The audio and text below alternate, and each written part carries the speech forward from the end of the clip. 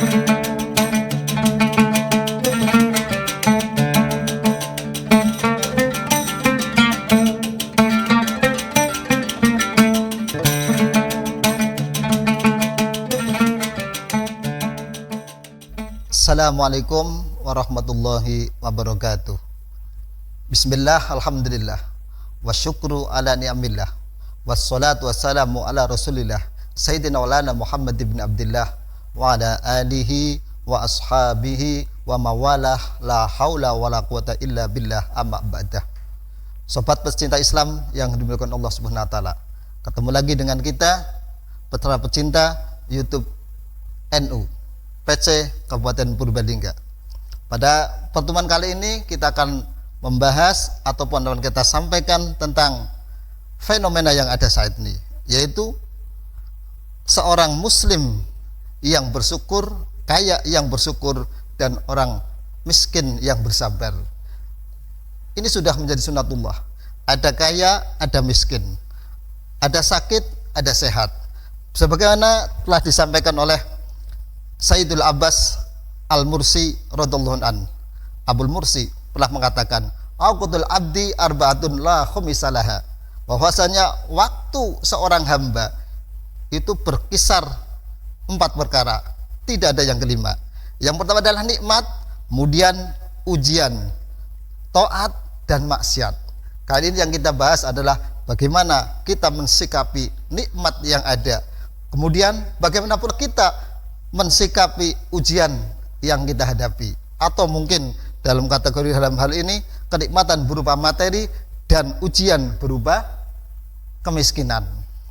Sobat Islam yang dimuliakan Allah Subhanahu wa taala, dari keempat hal tersebut, atau yang kita ringkas dua tersebut, antara bersyukur dan bersabar, semuanya adalah ibadah, mempunyai nilai ibadah, yang mana apabila kita dapat menikmatinya, kita dapat melaksanakannya, maka akan menjadi sebuah nilai plus kita di hadapan Allah Subhanahu wa taala.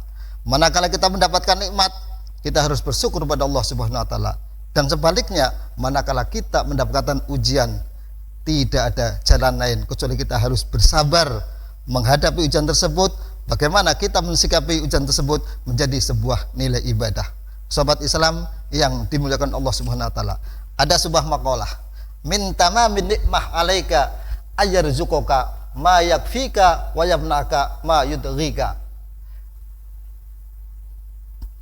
Sebuah maqalah mengatakan bahwasanya sempurnanya nikmat adalah apabila Allah memberikan kita rezeki yang mencukupi untuk kehidupan kita, bukan memberikan rezeki yang membuat kita menjadi orang-orang yang lacut, atau rezeki tersebut membuat kita menjadi jauh dari Allah Subhanahu wa taala.